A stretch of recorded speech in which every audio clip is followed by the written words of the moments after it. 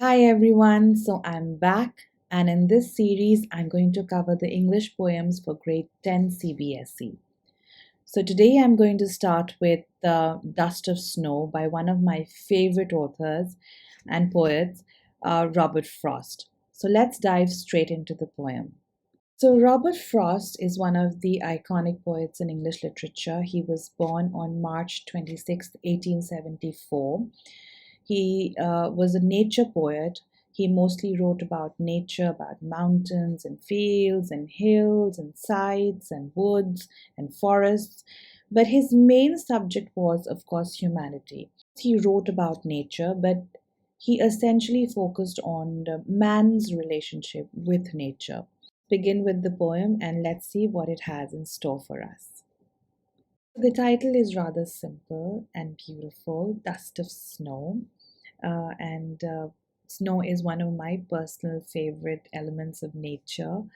And of course, when you read the title, Dust of Snow, the poet wants you to think about snow. He wants you to think about how would you feel, you know, that dust of snow in your hands.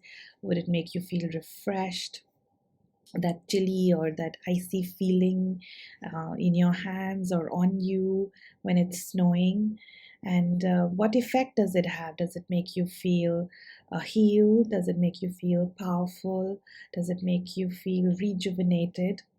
If we dig a little deeper into the title, of course, the poet wants us to think about our relationship with nature and, nature's impact on our lives.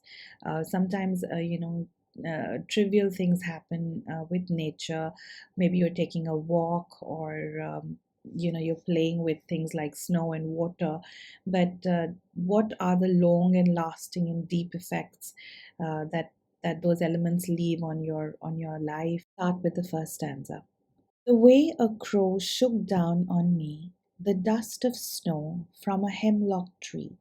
The first stanza, the poet immediately tells us what happened with him. He doesn't go into the background, he doesn't set the scene for us. He just tells us that he comes across, the crow, and he's probably standing under a tree, and he comes across this crow, and he's talking about the manner and the way that that crow actually probably made a movement, and then the dust of snow or the snow fell on the poet. When we as readers try to analyze the first stanza, we focus on the crow. And the crow is, of course, symbolic of something grim and of despair. He's considered to be ominous. The bird is considered to be ominous. And therefore, maybe the readers expect that something dark and grim and horrific is going to happen or evil is going to happen with the poet.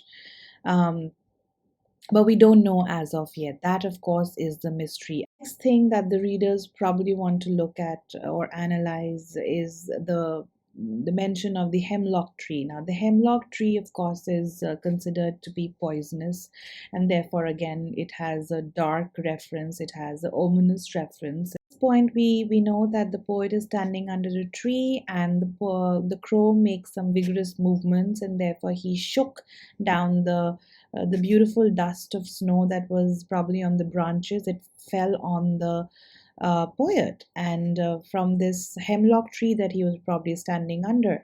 And we don't know the impact of that, but we have to read on further for that. The first stanza, we see the use of enjambment where he doesn't use any punctuation at the end of the lines. And this is probably because he didn't want to, put a break in the incident that he was narrating or telling his readers. Probably he was overwhelmed by this or surprised by this whole incident of the snow falling on him, and therefore he wanted to project that to the readers. Poet has used, vivid imagery. He's used imagery of nature when he talks about the crow and the hemlock tree. He's used the kinetic imagery, which is imagery of movement, when he talks about that the crow shook down the dust of snow on him. He's made use of alliteration. There is repetition of the same consonant in words like, in phrases like, dust of snow has given my heart and saved some part. Of course, this adds to the auditory imagery. The dust, of course, is a metaphor for snowflakes that fall on the poet. Let's move on to the second stanza. Has given my heart a change of mood and saved some part of a day I had rued.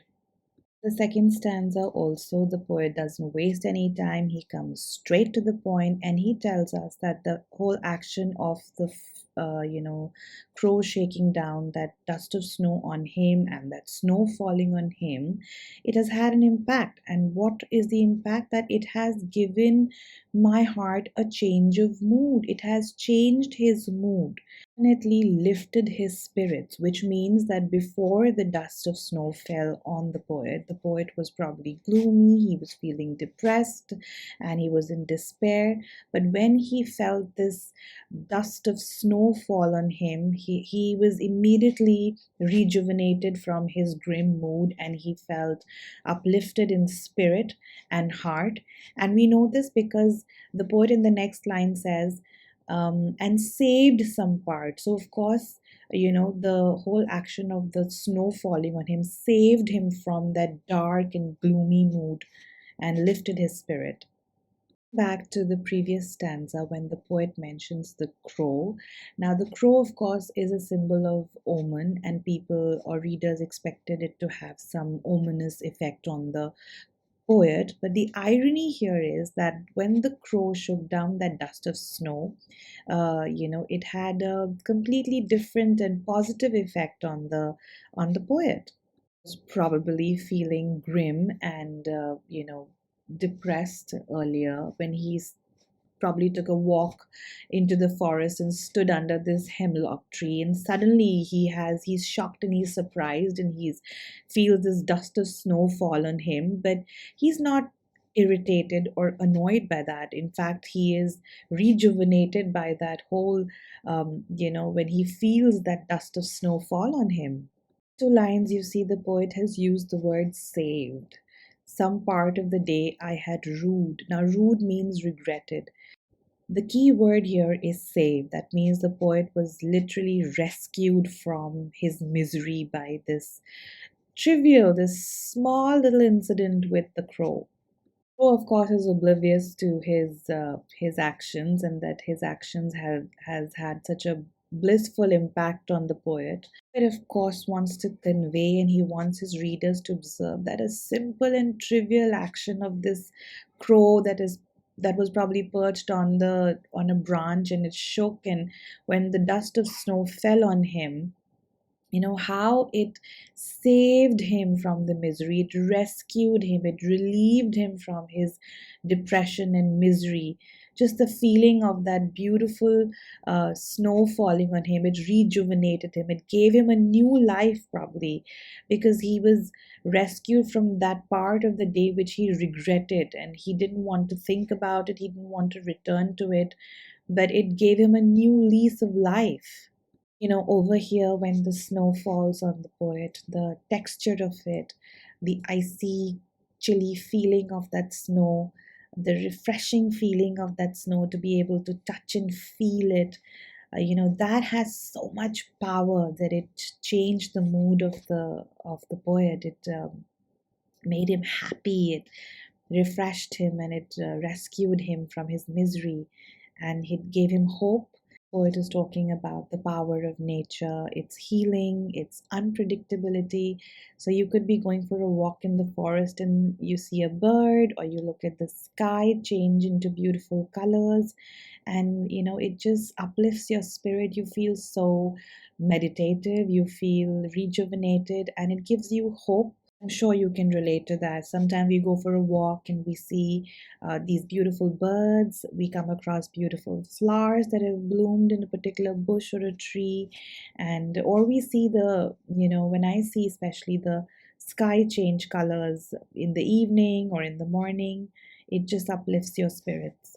The poet has used enjambment in the entire stanza because he was overwhelmed by this entire experience. He didn't want to pause or take a break while narrating this to his readers.